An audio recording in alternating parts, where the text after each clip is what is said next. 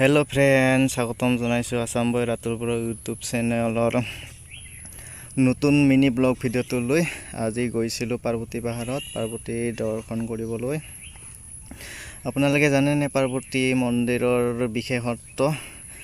এই মন্দিৰৰ বিশেষত্ব হল যেতিয়া বিষ্ণু সুদৰ্শন চক্ৰৰে পাৰ্বতীৰ মৃতদেহটো টুকুৰা টুকুৰ কৰি কাটিছিল, তেতিয়া সেই টুকুৰাবোৰৰ এটি টুকুৰা এই পাহাৰত আহি পৰিছিল। তেতিয়াৰ পৰা এই মন্দিৰটো পাৰ্বতী মন্দিৰ বুলি স্থাপিত কৰা হয়। মই ইমানো ভালকে নাজানো, আপোনালোকে জানি যদি কমেন্ট কৰি জনাবচোন। আমি গোৱাতে পূজাৰীজন পূজা কৰি আছিলে আৰু 2-4 জন মানুহ আহিছিলে। প্ৰত্যেক দিনা ইয়ালৈ আহে। ইয়াতে প্ৰত্যেক বছৰে বহাগ বিহুৰ গৰু বিহুৰ দিনা মেলা হয়। মেলাত বহুত মানুহ বহুত দূৰ দূৰণিৰ পৰা আহে। আপোনালোকে আহি পোৱা নাই যদি আহিবচোন।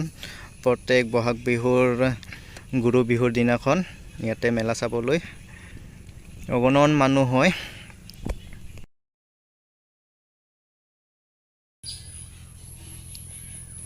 সৌ ভাইটিটোক যে মই হাতত ধৰি লৈ গৈছো, তাৰ নাম অংকুৰ হয়। ভয় কৰে তলত যাবলৈ, পিছলি পৰিম বুলি হাতত ধৰি লৈ যাব লগা অৱস্থা হৈ গৈছে। বাকীবিলাকে তলত গৈ ৰেডি। ঘৰতে বনাই লৈ যোৱা এইবোৰ দেখিছেনে আপোনালোকে? এইটো বাৰীত যে চিলাই লৈ আহিছোঁ, এইটো হ'ল বানানা স্প্ৰিং চিপছ। আৰু এই গোল গোলটো যে দেখিছে আপোনালোকে, এইটো হ'ল চিকেন পকৰা। আৰু লম্বা লম্বা সেইটো হ'ল পটেটো ব্ৰেড চপ। 4জন গৈছোঁ আমি, ভাই ককাই 4জনে সমান সমান ভগাই ল'লোঁ। এটি পাহাৰৰ পৰিৱেশত, মুক্ত পৰিৱেশত ঘৰতে বনাই লৈ যোৱা পকৰা, চিকেন পকৰা, চপ, চিপছ, চচ লগাই খালোঁ। মুক্ত হাৱা, মুক্ত বতাহ, ইয়াতকৈ আৰু কি লাগে?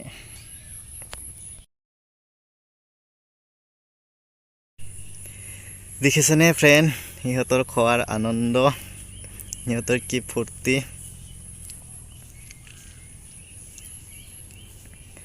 কেইকপিমান ফটো উঠিলোঁ। ফ্ৰেণ্ড, আজি মিনি ব্লগ ভিডিঅ'টোৰ এইখিনিয়ে আছিলে। আপোনালোকৰ লগত শ্বেয়াৰ কৰিলোঁ।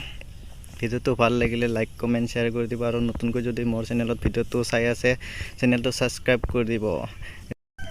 তেতিয়াহ'লে পুনৰ এটি নতুন ভিডিঅ'ত লগ পোৱা আশাৰে আপোনালোকলৈ আগবঢ়াই দিলোঁ আজি বনোৱা এটি ৰীল। Bye bye. आपका दिल हमारे पास है, हमारा दिल आपके